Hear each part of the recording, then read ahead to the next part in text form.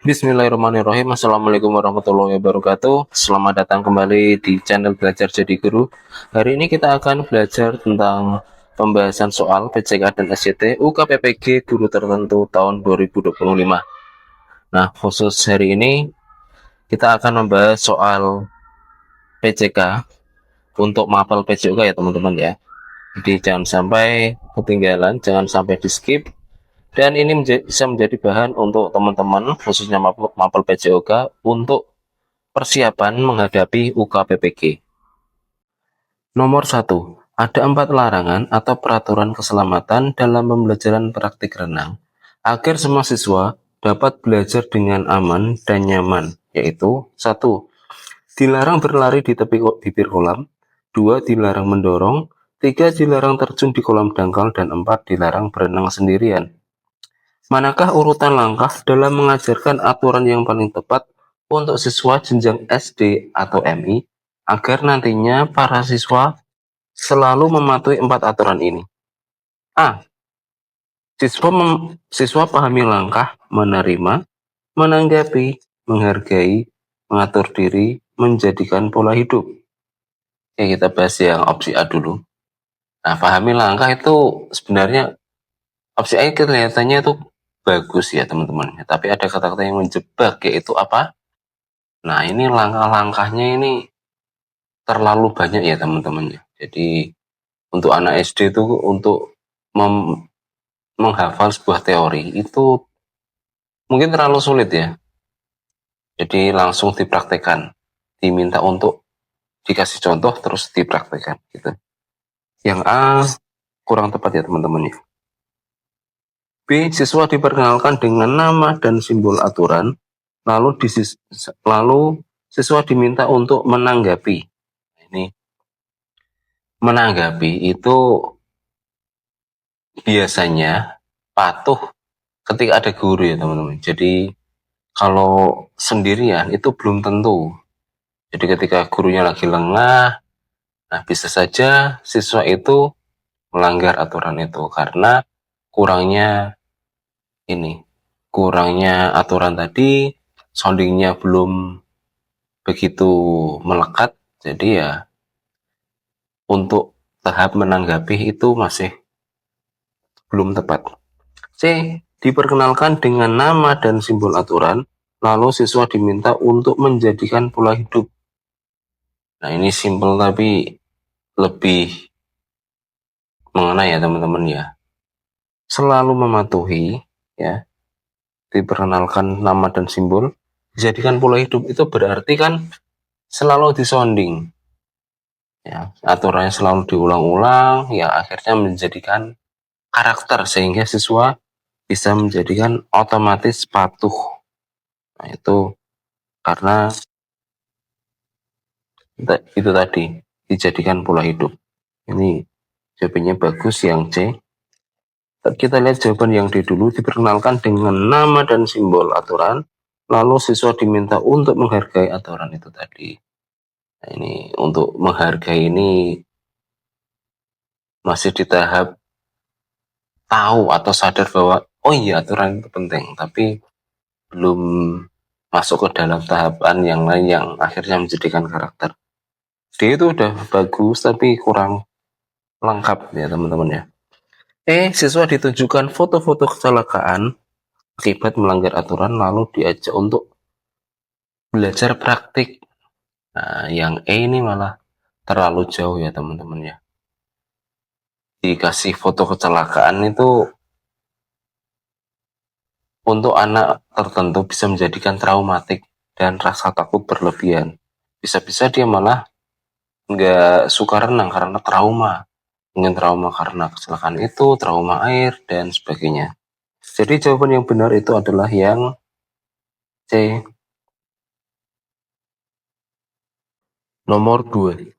Guru PJOK SD mengajarkan permainan bola basket dengan membagi siswa menjadi beberapa kelompok, yang setiap kelompok terdiri dari 6 siswa, dengan memanfaatkan sarana dan prasarana yang tersedia di lingkungan sekolah. Pembelajaran yang paling tepat dilakukan adalah A. Memasang ring basket dengan ukuran standar di 2 ujung halaman sekolah. Oke, kita Ya, jawaban yang A ini ya teman-teman ya.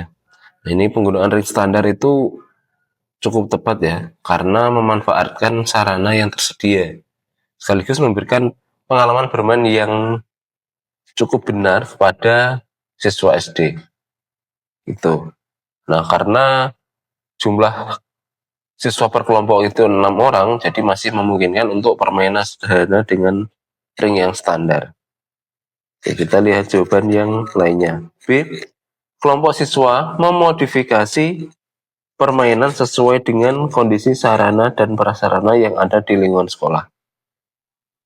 Nah, ini untuk opsi B, modifikasi itu memang penting, tapi untuk menekankan sarana dan prasarana yang sudah tersedia, jadi sehingga guru itu harus memaksimalkan yang ada ya, bukan memodifikasi kembali. Jadi ini yang B ini kurang tepat. C. Menggunakan bola basket sesuai standar pertandingan.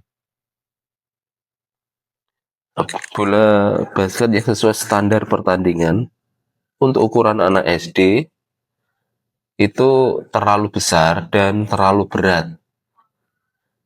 Nah, guru PJOK seharusnya itu bisa memilih peralatan yang lebih aman untuk anak SD dalam bermain gitu. Jadi untuk yang C kurang tepat. D. Melakukan permainan dengan waktu 4 kali 10 menit sesuai dengan peraturan yang berlaku. Nah, apalagi ini ya, yang opsi D ini.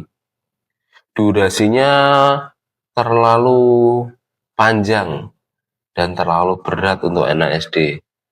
Jadi konsentrasinya tidak mencukupi. E. Bermain dengan 5 kali 5 pemain sesuai standar permainan bola basket indoor. Ini juga kurang tepat ya teman-teman ya. Jadi 5 kali 5 untuk anak SD itu kurang tepat. Jadi jawaban yang benar itu adalah yang A. Guru PJOK SMP sedang mengajarkan materi lembar lembing. Maka formasi pembelajaran menjadi bagian penting yang harus diperhatikan adalah A. Berhadapan-hadapan. Nah, ini berhadapan-hadapan. Kita bahas satu-satu ya teman-teman ya. Oke. Karena materi lempar lembing itu adalah aktivitas yang sangat berisiko tinggi karena melibatkan alat yang dapat membahayakan, yaitu lembing itu biasanya dari besi. Jadi guru harus pintar-pintar dalam memodifikasi pembelajaran atau mengatur strategi pembelajaran. Nah, untuk opsi A, berhadapan-hadapan ini sangat tidak tepat ya teman-teman untuk lempar lembing karena ya tadi, karena alatnya itu pakai besi yang sangat berbahaya. Kalau berhadapan-hadapan itu potensi untuk terjadi cedera itu sangat tinggi sekali. Jadi berhadapan-hadapan itu kurang tepat.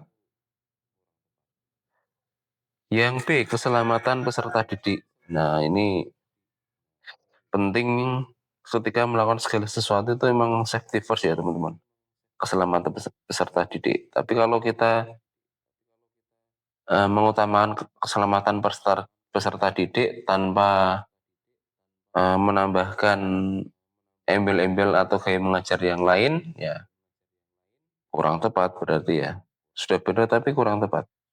Ini keselamatan peserta didik kurang tepat ya. Saya menggunakan metode movement exploration. Nah, ini metode movement exploration itu cocok untuk materi yang bersifat eksploratif. Seperti kayak gerak dasar, ritmik, atau aktivitas yang non-resiko. Jadi ini karena lempar lembing itu alatnya tajam, jadi memerlukan kontrol yang lebih ketat lagi dalam pembelajarannya, strategi pembelajarannya. Yang D, pembelajaran dengan gaya komando. Nah, gaya komando itu semua kontrol ada di guru ya teman-teman. Jadi guru menyampaikan pembelajarannya seperti apa, kemudian disampaikan kepada peserta didik. Nah, ini kalau gaya komando itu bagus tapi kurang tepat. Ini sama seperti yang B ya. Harusnya saling melengkapi, tapi karena ini satu-satu, jadi kurang tepat ini. Yang E, gaya komando dengan mempertimbangkan keselamatan siswa. Ini mempertimbangkan keselamatan siswa. Nah, ini gaya komando menggabungkan keselamatan siswa. Ini menggabungkan dua unsur penting, teman-teman ya. Jadi jawaban yang B dan D itu dijadikan satu.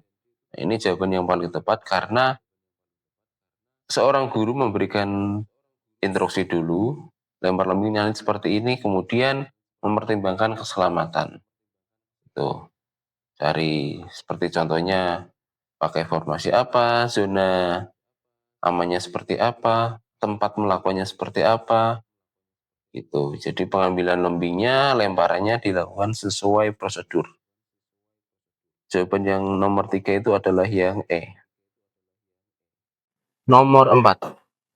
Sebelum memulai pembelajaran lompat jauh, guru PJOK melakukan asesmen diagnostik dan menemukan bahwa kemampuan awal siswa terbagi menjadi 3 kategori. 1. Pemula, yaitu rata-rata lompatan di bawah 2 meter. Nah, di bawah 2 meter. 2. Menengah, yaitu rata-rata lompatan 2-3,5 meter. 3. Mahir, rata-rata lompatan yaitu di atas 3,5 meter. Guru ingin menetapkan tolak ukur keberhasilan untuk kelompok mahir dengan tetap memegang prinsip variasi target sesuai kemampuan awal, serta fokus pada peningkatan performa individual. Manakah tolak ukur keberhasilan yang paling sesuai untuk kelompok mahir? A. Guru menetapkan target minimal 3,5 meter bagi semua siswa mahir, tanpa membedakan kemampuan individu. Nah, ini yang A. Menetapkan target sama rata 3,5 meter itu bertentangan dengan prinsip variability of text ya teman-teman ya. Karena maksudnya gimana? Ya karena setiap siswa itu memiliki kemampuan awal yang berbeda. Jadi kurang tepat yang A. B. Setiap siswa kelompok mahir menetapkan target peningkatan pribadi dan guru membantu mereka mencapai kenaikan lompatan minimal 5-10 meter. Ya, opsi B ini jadi setiap siswa itu menetapkan target peningkatan pribadi. Sementara guru itu memberikan batasan peningkatan realistis yaitu 5-10 meter.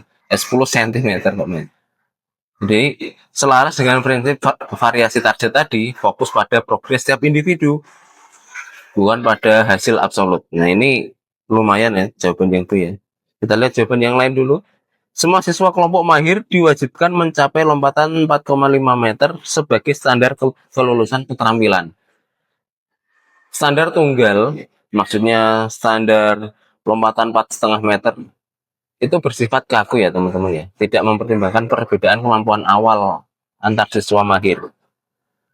Nah, jadi ini tidak berorientasi pada perkembangan individual. Kurang tepat.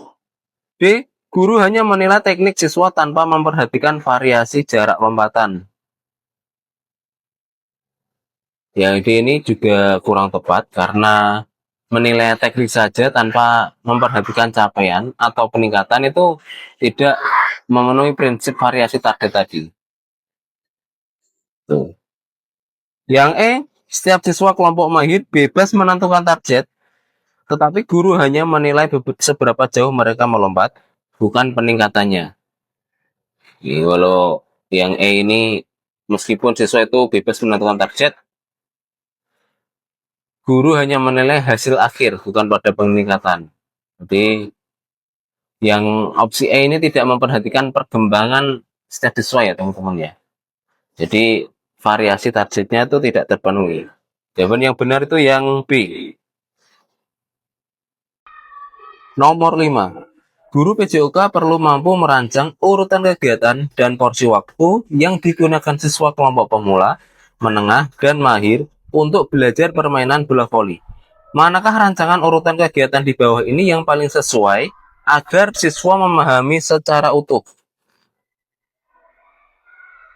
Agar siswa memahami secara utuh ini permainan bola voli ya teman-teman ya. Kita lihat di opsi A. Guru menyiapkan urutan belajar dengan pola word part word. Ini menarik karena word part word itu guru memberikan pembelajaran yang menyeluruh ya teman-teman. Jadi siswa diberikan permainan secara utuh, kemudian setelah itu diberikan perbagian, per partnya itu dikasih materi, yaitu dari pemula, menengah, atau mahir.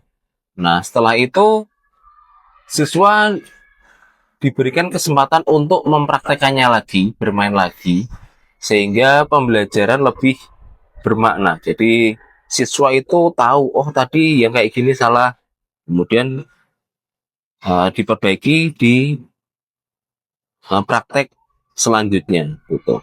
Ini bagus ya yang A. B. Guru memanfaatkan metode saintifik dalam menemukan kemampuan awal siswa. Nah, metode saintifik itu menekankan proses menemukan pengetahuan ya teman-teman. Bukan mengatur urutan kegiatan permainan. Nah, jadi secara tidak langsung mengatur porsi belajar sesuai dengan tingkat kemampuan. Ya, yang opsi B ini kurang tepat. Opsi C, guru memilih model pembelajaran langsung bermain bola voli bagi seluruh siswa. Model pembelajaran langsung. Nah, ini untuk C, langsung bermain untuk semua level itu kurang tepat. Ya, karena setiap siswa itu ada yang masing-masing ya, ada yang bisa, ada yang sedang-sedang saja, ada yang pintar. Jadi kalau langsung ya kurang tepat, kecuali ada embel-embel lain seperti yang Wolpadu tadi. C kurang tepat. D, siswa mengikuti semua kegiatan yang dicontohkan guru, kemudian diberikan penjelasan pada hari berikutnya. Yang D, nah pembelajaran ini berarti yang opsi D itu pembelajarannya tertunda ya teman-teman ya. Jadi pembelajaran tertunda ini membuat pemahaman siswa itu terpisah antara praktik dan teori. Bisa jadi ya pulang udah hilang, udah lupa, oh tadi kemarin itu apa ya materinya. Jadi kalau yang D kurang tepat. Guru membebaskan pencarian sumber dan cara belajar selama dapat mencapai CP atau capaian pembelajaran. Nah, membebaskan cara belajar itu membuat proses tidak terstruktur ya teman-teman. Jadi tidak menjamin pemahaman siswa itu secara utuh didapatkan. Apalagi setiap siswa itu punya, ya tadi kembali lagi siswa itu punya keahlian masing-masing, kecerdasan masing-masing. Jadi kalau di pukul rata kayak gini kurang tepat. Jadi jawaban yang paling tepat itu yang A, dual ya. Nomor 6. Guru PJOK SD mengajarkan permainan sepak bola dengan membagi siswa menjadi beberapa kelompok. Tiap kelompok terdiri dari 5 siswa dengan memanfaatkan sarana dan prasarana sekolah. Pembelajaran yang paling tepat dilakukan adalah A. Memasang gawang ukuran standar di dua ujung halaman sekolah. Nah, ini opsi yang A. Ini kurang tepat ya teman-teman ya, karena gawang ukuran standar itu pastinya terlalu besar untuk ukuran anak SD, dan pasti kemungkinan halaman sekolah juga sangat terbatas. Yang B, setiap kelompok diminta merancang permainan modifikasi sesuai kondisi prasarana yang ada. Nah, ini sesuai kondisi. Nah, ini jawabannya cukup baik ya teman-teman ya. Kita skip dulu, lihat jawaban yang lain. C. Menggunakan bola sesuai standar pertandingan sepak bola. Nah, bola sesuai standar pertandingan sepak bola itu hampir sama seperti yang A ya teman-teman ya, karena pastinya bolanya besar, keras, dan kurang cocok untuk kaki anak SD. Belum terlalu kuat lah. Yang D. Melakukan permainan dengan waktu 2 kali 45 menit sesuai peraturan. Nah, ini sama ya teman-teman ya. 2 kali 45 menit itu capek. Anak SD itu baru 5-10 menit, kalau full lari itu pasti minta minum ya. Jadi kurang tepat yang bermain dengan 11 kali 11 pemain sesuai standar sepak bola. Jelas ini nggak cocok, kurang tepat. Jadi jawaban yang tepat itu adalah yang B. Merancang permainan modifikasi. Jadi sama-sama sepak bola tapi aturannya dimodifikasi. Nggak harus sama seperti aturan sebenarnya, ukuran sebenarnya, dan sebagainya. Nomor 7. Dalam permainan terompah panjang atau bakia yang dimainkan oleh siswa dengan tinggi badan berbeda-beda, tim seringkali terjatuh karena langkah yang tidak sinkron. Berdasarkan analisis panjang tungkai kaki, formasi manakah yang paling efektif agar tim dapat melaju kencang tanpa terjatuh? A. Pemain tertinggi berada di depan sebagai pemimpin karena langkahnya paling lebar. Nah, ini menarik ya teman-teman ya. Terompah panjang atau bakia itu mengharuskan setiap anggota tim itu mempunyai koordinasi yang bagus, kesesuaian irama gerak langkah yang bagus, serta teriakan atau aba-aba supaya langkahnya bisa selalu sama dan temponya yang sangat tepat ya. Nah, yang opsi A, pemain tertinggi berada di depan sebagai pemimpin karena langkahnya paling lebar. Ini kita sedikit analisa. Jadi kalau pemain tinggi berada di depan, dia akan leluasa untuk menyesuaikan langkahnya. Nah, justru kalau pemain tinggi berada di depan itu langkahnya itu akan panjang, gitu kan. Jadi pemain yang pendek atau yang tidak terlalu tinggi di belakang akan kesusahan untuk menyesuaikan karena dia langkahnya pendek, gitu. Yang akhirnya bisa kehilangan keseimbangan dan jatuh. Yang B, pemain terpendek berada di belakang sebagai oh, pemain terpendek berada di depan sebagai penentu irama langkah. Ini kebalikannya teman-teman ya. Kebalikannya yang opsi A. Kalau opsi A itu pemain tertinggi berada di depan, tapi kalau opsi B pemain terpendek berada di depan sebagai penentu irama langkah. Nah, kebalikannya justru kalau pemain yang pendek itu berada di depan, dia akan menyesuaikan, dia akan menginisiasi gerak langkahnya seberapa jauh, karena sejauh-jauhnya langkah kaki pemain yang pendek itu pasti akan bisa disesuaikan oleh pemain tinggi jika berada di belakang. Jadi yang B ini lumayan masuk akal. Kita lihat dulu jawaban yang lain. C. Pemain terberat berada di belakang sebagai penyeimbang badan. Nah, ini pemain terberat. Masalahnya itu bagia itu koordinasi ya. Koordinasi ritme langkah bukan fokus pada berat badan. Iya benar berat badan, tapi berat badan yang seperti gimana dulu itu kan. Jadi kurang tepat yang C. D. Pemain tertinggi berada di tengah untuk menjadi pusat kekuatan. Berada di tengah menjadi pusat kekuatan. Ini mirip dengan opsi C ya teman-teman ya.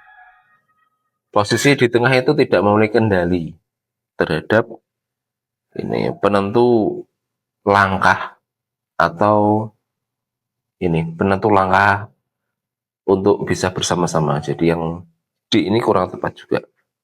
Susunan pemain tidak berpengaruh asalkan teriakannya keras. Nah, ini asalkan teriakannya keras. Teriakan atau aba-aba biasanya tuh 1, 2 atau kiri, kanan, kiri. Nah, itu penting. Tapi tidak berpengaruh sepenuhnya karena ada bagian-bagian lain yang harus dikoordinasikan dengan baik. Di cukup, tapi jawaban yang paling tepat itu yang B ya teman-teman ya. Nomor 8. Pembelajaran PJOK dapat memanfaatkan permainan tradisional dengan menggunakan teknologi, menampilkan aturan bermain, cara bermain, tugas pemain, bentuk lapangan, serta dikombinasikan visual agar terlihat lebih menarik. Teknologi yang tepat digunakan guru adalah A. Gambar, B. Video, C. Poster, atau D. Slide presentation, E. Sketsa. Nah, ini kira-kira yang mana ya teman-teman? Nah, ini kalau gambar cuma visualnya aja lumayan tapi kurang membantu. Kalau video itu bagus, cuman kayaknya kurang lengkap. Lagi poster ya. Nah, ini untuk nomor 8 singkat saja langsung jawabannya slide presentation ya teman-teman ya. Kenapa kok slide presentation? Karena di slide presentation itu gabungan antara pilihan jawaban yang lain itu tadi. Bisa dikasih gambar, bisa dikasih video, poster, ataupun sketsa. Jadi jawaban yang benar adalah slide presentation. Nomor 9. Dalam pembelajaran senam lantai, guru PJOK perlu menciptakan desain kerja kelompok meliputi proses merancang, berlatih, dan penampilan. Model pembelajaran manakah yang paling dapat mengakomodir kegiatan ini? A. Model pembelajaran berbasis masalah. Oke, model pembelajaran berbasis masalah ini kurang tepat ya teman-teman ya. Karena model ini fokusnya itu untuk memecahkan masalah. Misalnya, mengapa si A itu cedera saat guling depan? Jadi, yang opsi A itu bukan untuk menciptakan sebuah karya atau penampilan. B. Model pembelajaran berbasis penemuan. Ini juga kurang tepat. Karena model ini tuh fokus mengajak siswa untuk memahami konsep atau gerak dasar melalui eksperimen sendiri, jadi percobaan sendiri. Jadi belum sampai ke tahap merancang rangkaian penampilan dan sebagainya.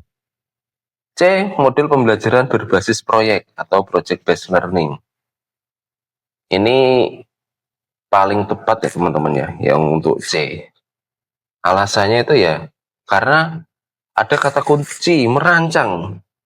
Berbasis proyek itu ada kata kunci merancang, yaitu merencanakan proyek. Kemudian berlatih, itu mengerjakan sebuah proyek, dan penampilan ada hasilnya. Jadi rangkaian gerak senam lantai itu dianggap sebuah proyek yang harus diselesaikan oleh siswa. D. Pembelajaran kooperatif. Nah, ini meskipun ini kerja kelompok ya teman-teman ya. Kooperatif namanya juga kooperatif. Ini kok kerja kelompok tapi tidak jawabannya kurang tepat, kurang spesifik lebih tepatnya. Karena kooperatif itu, model pembelajaran kooperatif itu lebih menekankan pada interaksi antar teman. Dan tidak ada kewajiban untuk merancang ataupun menghasilkan sebuah proyek. Model pembelajaran langsung. Nah, ini langsung itu contohnya guru memberikan contoh, kemudian murid menirukan. Jadi masih ke teacher center ya, masih berpusat pada guru. Nomor 10. Guru PJOK kelas 12 SMAN Cirebon merancang pembelajaran mempertahankan kebugaran jasmani. Beberapa aktivitas efektif dilakukan siswa. 1. Aktivitas fisik 3 kali seminggu, selang 2 kali 24 jam. 2. Latihan kekuatan dan kelincahan. 3.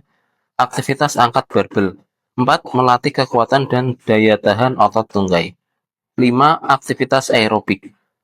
Aktivitas pembelajaran yang sesuai tujuan mempertahankan kebugaran jasmani adalah A. 1-2, yaitu aktivitas fisik 3 kali seminggu dan latihan kekuatan dan kelincahan. Oke, kita bahas yang opsi A dulu ya teman-teman ya. Nah, aktivitas 3 kali seminggu itu sangat tepat sebenarnya untuk mempertahankan kebugaran. Juga untuk menjaga komponen kebugaran supaya tetap bugar. Nah, tapi dua aktivitas ini, aktivitas fisik dan latihan kekuatan kelincahan itu masih kurang lengkap karena belum ada unsur aerobik dan latihan otot tungkai secara spesifik. Jadi yang A ini kurang ya teman-teman ya. B, 2-3 yaitu latihan kekuatan dan kelincahan sama aktivitas angkat barbel.